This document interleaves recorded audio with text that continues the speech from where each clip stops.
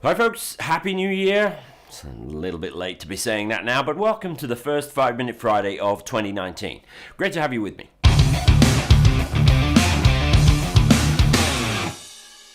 If you're a listener to the Meaningful Money podcast, you'll know by now that we're in the middle of season 13, which we've called Millennial Finance, and it's looking at the challenges faced by millennials, or really anybody that's getting started on their personal finance journey. And I want to keep all the content coming out of Meaningful Money during this season on message, if you like, rather than drop in between episodes or videos that don't really relate to that subject of folks getting started. So today I want to go a little bit back to basics and cover the main types of ISA, that's individual savings account, which are available to UK investors today here at the start of 2019. So let's crack on with that and put 5 minutes on the clock down here in the bottom left. Say a quick thank you to my friends at 7 Investment Management for continuing to sponsor Meaningful Money.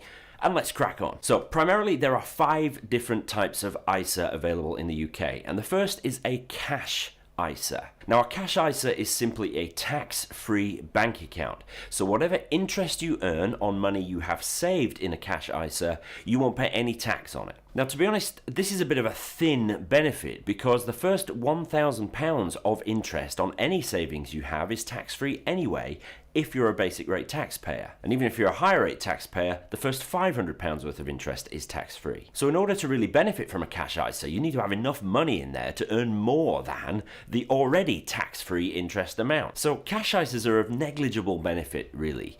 They're a good place to hold an emergency fund as long as you can access it quickly, and also any money that you're likely to need in the next 2, maybe 3 years. Ultimately though, where you put that money is going to be driven by the interest rate you get rather than by the fairly slim tax benefits of a cash ISA. Next up, it's the big one, a stocks and shares ISA, and this is the sort of bedrock of saving and investing here in the UK. Inside a stocks and shares ISA, as the name suggests, you can invest in all kinds of things, shares, bonds, and other asset classes, but stuff which isn't cash, real assets which go up and down in value. Most people hold these kinds of assets inside a fund and hold their funds in an ISA, but some people hold direct shares in an ISA too. Any income you receive on a stocks and shares ISA, and in fact any of the ISAs, is completely free from income tax, whether that's interest or dividends. And any gains you make on any shares and things like that, stuff which can go up in value, they are free of capital gains tax. Important to know, if you happen to be pretty wealthy and you've got an inheritance tax problem, the ISAs are not free from inheritance tax. They are definitely part of your estate for that particular tax calculation. But that's not likely to be an issue for those of us getting started. Next, we've got the Innovative Finance ISA, a little niche player, only been around since 2016,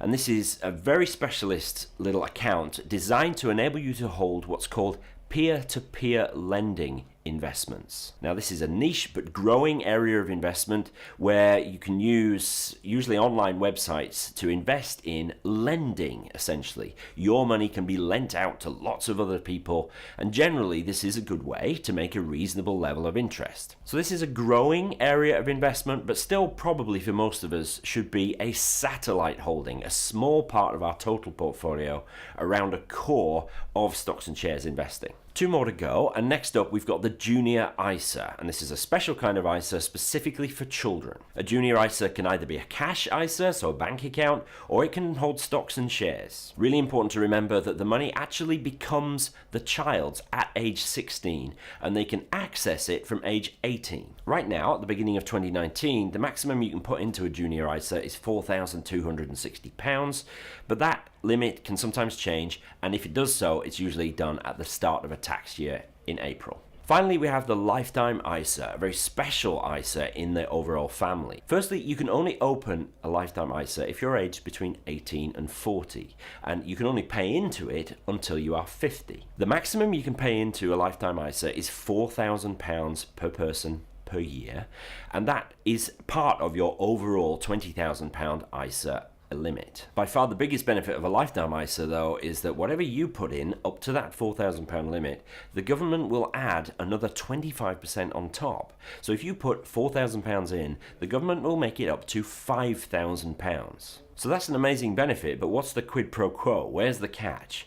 Well, the catch is that that money in a Lifetime ISA can only be used for either purchasing your first home or after age 60 to help with your retirement planning. If you take the money out for any other reason, you will pay back the government bonus and any growth on it. Basically, if you close your lifetime allowance for any other reason than those two things, you're going to pay 25% of the value of your pot as an exit charge. Just as an aside, you may have heard of a similar kind of scheme called the Help to Buy ISA, but that's being phased out in 2019, so I'll leave that one there. So that's pretty much your ISA landscape right now at the beginning of 2019. Remember, you've got an overall £20,000 limit. That's a contribution limit, not a how much you can hold limit. So you can put £20,000 per person per tax year into an ISA, but you can hold in there as much as you want. Depends on how much it grows to. I have clients who have paid into ISAs and prior to that paid into something called PEPs, which were the forerunners of ISAs, and they have more than 7 figures inside their ISA accounts, and it's all tax-free.